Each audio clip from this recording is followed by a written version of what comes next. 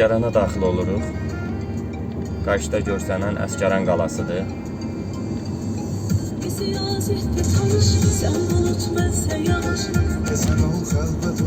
Allah bütün şəhidlərimizə rəhmət eləsin.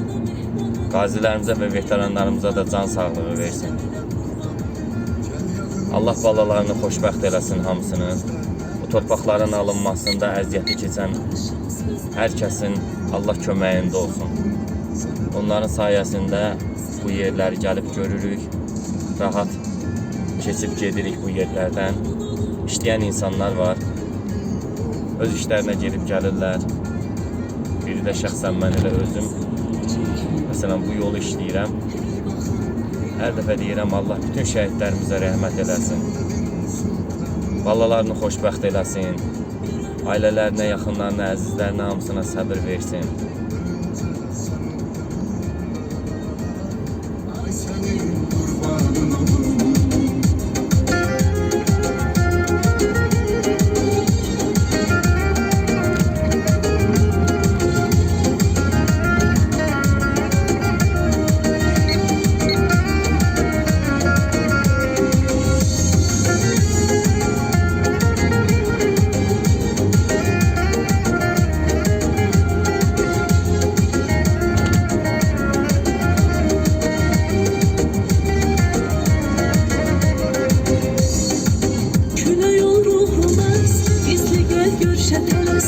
Küləyinlə ətrini hiss hər nəfəs.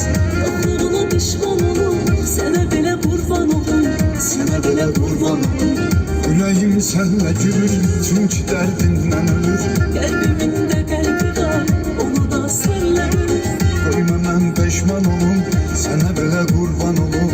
Sənə belə qurban olum, sənə belə qurban olum. Dərd ol, dərmanın olum, Ruh ol, mən canın olum.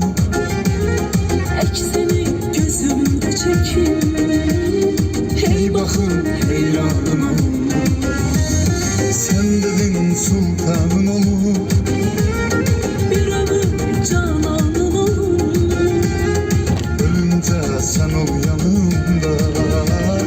Ay sənin qurbanın olum.